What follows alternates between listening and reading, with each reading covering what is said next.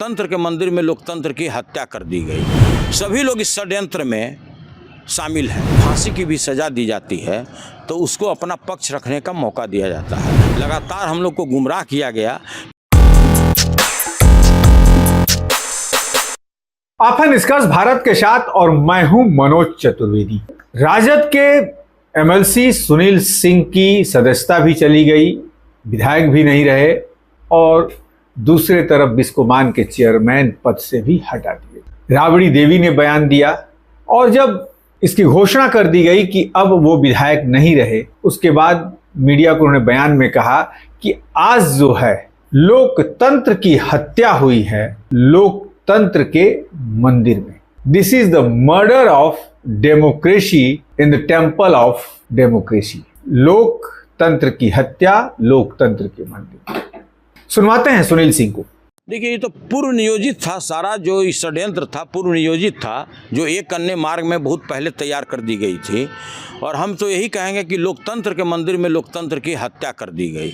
सभी लोग इस षड्यंत्र में शामिल हैं। और आपने देखा भी होगा कि किसी को भी अगर फांसी की भी सज़ा दी जाती है तो उसको अपना पक्ष रखने का मौका दिया जाता है, लेकिन इसमें ऐसा नहीं हुआ।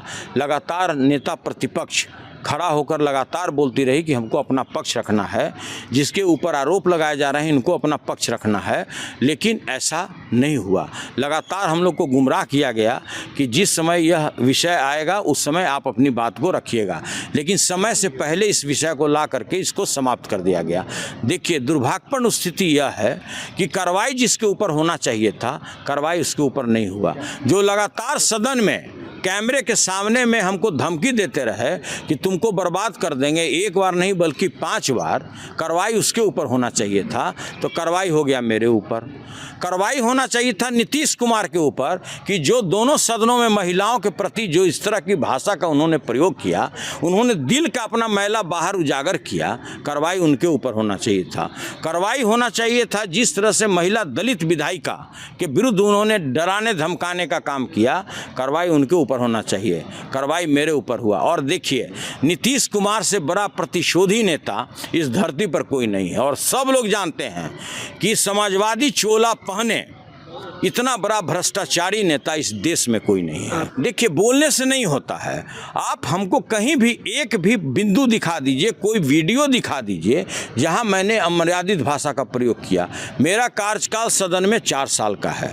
हम अच्छी तरह जानते हैं कि क्या मर्यादित है और क्या अमर्यादित है।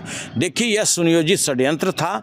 आप कुछ भी कर लेते, कुछ भी नहीं बोलते, गूंगा हो जाते, मुंह में पट्टी लगा देते, लेकिन चूंकि आप भ्रष्टाचार पर बोलते थे, उनके भ्रष्टाचार को उजागर करते थे, आप पलायन पर बोलते थे, आप बेरोजगारी की समस्याओं पर बोलते थे, इसलिए आपकी सदस्यता ले ली गई। तो सुना आपने सुनील सिंह को। लोकतंत्र की हत्या हो गई है लोकतंत्र के मंदिर में। मैं आपको बता दूं कि सुनील सिंह को नीतीश कुमार की मिमिक्री करने के जुर्म में जो कमेटी है विधान परिषद की, उसने अपनी रिपोर्ट दी थी और उसमें सुनील सिंह दोषी साबित हुए।